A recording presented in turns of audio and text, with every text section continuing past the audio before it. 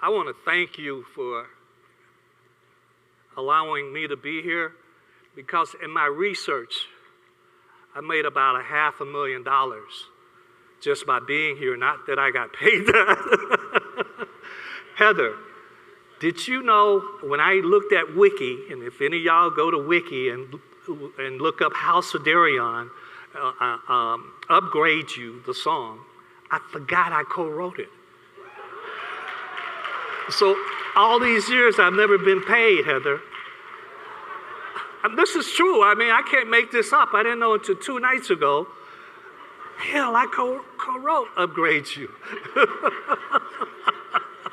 So thank you. Made this a great trip. Solange co-wrote it as well. And of course, Beyonce did. And my niece, Angie Beyonce, co-wrote it. We keep it in the family. We keep it in the family. And we do the work as a family. We get the knowledge. We don't want it given to us. We want to do it because we're really good at it at an extremely high level. And it's all about passion. That's where it starts. That thing that energizes you, that thing that excites you, that wakes you up in the morning, that thing that I was excited today to be here.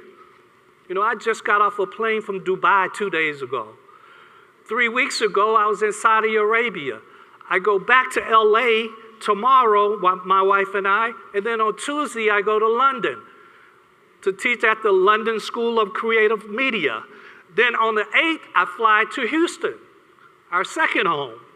And I do this because of the passion that I have. That thing that fuels you. Because when you live your passion, you never work a day in your life. When you live your passion, it's a beautiful thing. And what coexists with passion? Work ethics. That's why you see people that are highly, highly successful in business, in sports, in entertainment. That's why they work so hard at it. Because they're passionate about it. And they're willing to put in the work. They're willing to learn. They're willing to practice. You know, I used to say, people didn't understand with Destiny's Child, when we rehearsed, we used to practice failure. And so it's like, what do you mean you practice failure? Well, we practiced the lights weren't going to work. We practiced the sound was going to cut off. A button was going to come and pop.